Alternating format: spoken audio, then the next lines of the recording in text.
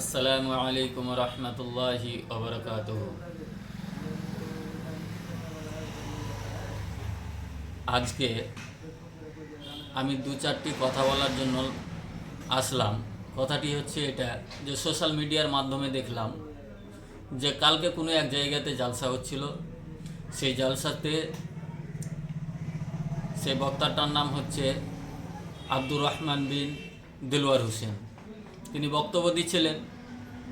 তিনাকে আদেশ করা হয়েছিল আপনাকে কালেকশন করতে হবে। তিনি সে মতো অবস্থাতেই কালেকশনের দিকে এগিয়ে গেছেন, কালেকশন করেছেন।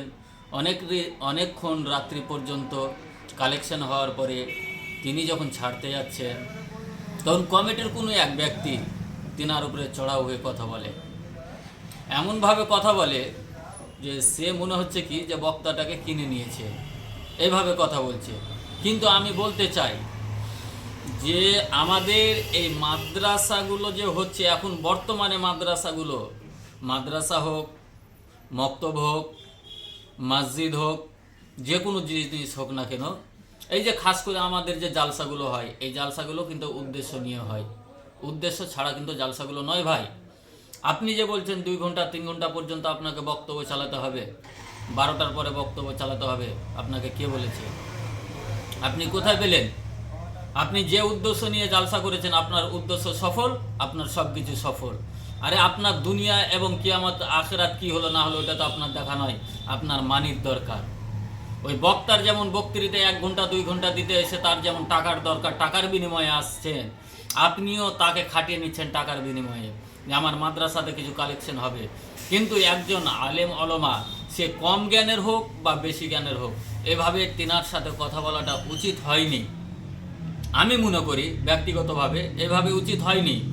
আপনি যদি মনে করেন ওনাকে বলতে পারতেন পার্সোনাল, বা তার কানের কাছে গিয়ে আপনি বলতে পারতেন যে ভাইজান আপনি আরও আধা ঘন্টা বা 1 ঘন্টা আপনার বক্তব্য তো আমরা শুনতে পেলাম না, আপনার বক্তব্য শোনার জন্য আমরা খুব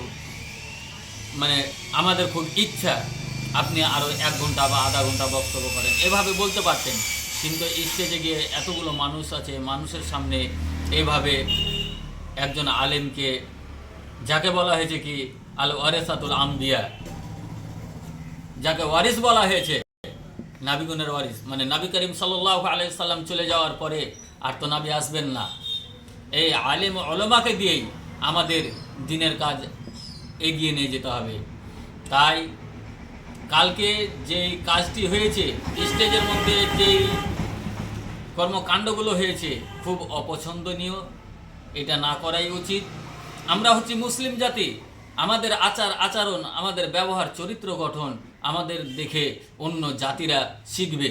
কিন্তু আমরা এমন পর্যায়ে পৌঁছে যাচ্ছি যে আল্লাহ তাবারক তাআলা বলছেন যে উলাইকা কাল আনআম বালহুম আদল, চতুষ্পদ জন্তুর মতো, কিন্তু বালহুম আদল, আমরা চতুষ্পদ জন্তুর থেকেও খারাপ হয়ে যাচ্ছি। এরকম আমাদের ব্যবহার করা উচিত নয়। ভাইজান, আমি আমার ক্ষুদ্র জ্ঞানে যেটুকু বুঝলাম সেটুকাই আপনাদের সামনে শেয়ার করলাম। আমি আমার কথা এখান থেকে শেষ করছি। আসসালামু আলাইকুম ওয়া রাহমাতুল্লাহি ওয়া বারাকাতুহু।